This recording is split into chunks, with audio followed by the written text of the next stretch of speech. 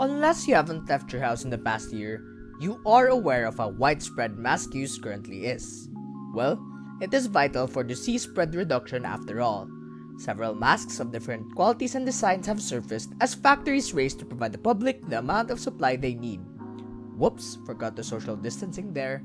Yes, even with the people you love, especially with the people you love. But have you ever wondered what's in these masks that actually make them work? Worry not, because Scope RL is here to show you how they work by looking at them under a microscope, and as a bonus, I will be comparing disposable masks and reusable masks. Stay tuned until the end for a surprise.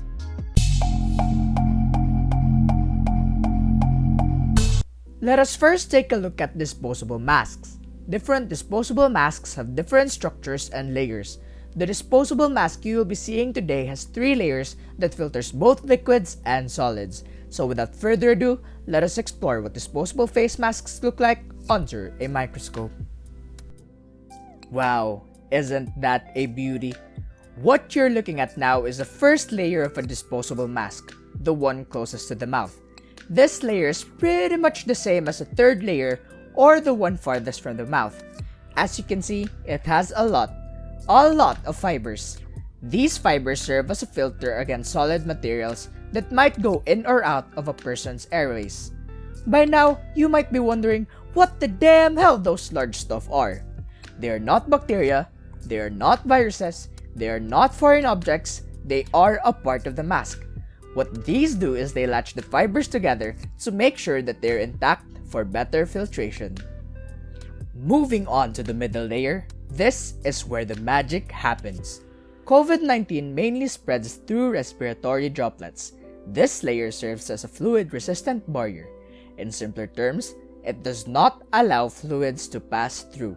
This is what mainly separates standard disposable masks from reusable masks, since reusable masks are usually made up of cotton, and we know how cotton is with fluids.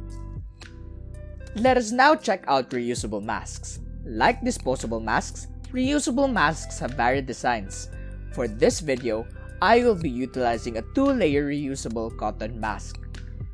What you're looking at now is the first and second layer of a reusable mask. This mask contains layers that have similar material, structure, and design.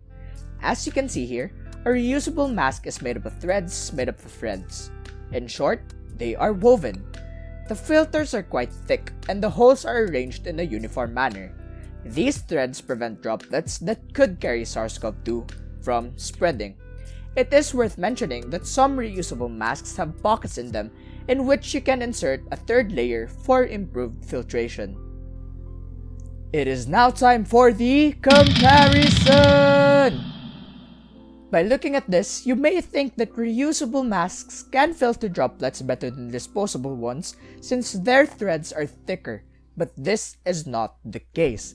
Disposable masks have thinner fibers, which means that you can put more fibers in a specific area. This creates a larger surface area for filtration as compared to reusable masks.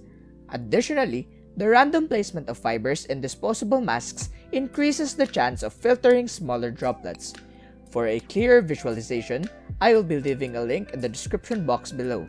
Remember that while masks significantly help with stopping disease spread, it must be combined with other precautionary measures such as social distancing and frequent hand washing. As I mentioned a while ago, I have a surprise for you, my dear Scopitos and Scopitas.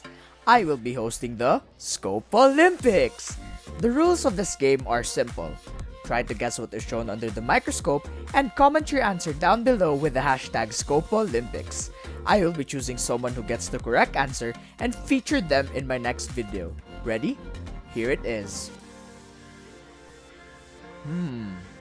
What could it be? That is all for today's episode. If you're interested for more, do not forget to hit that subscribe button and click that notification bell so you will get notified the next time I upload a video. If you have suggestions, comments, or if you have something you want me to cover under a microscope, please comment them down below. Once again, this is Scope RL, inviting you to join me as I explore what's beneath and beyond.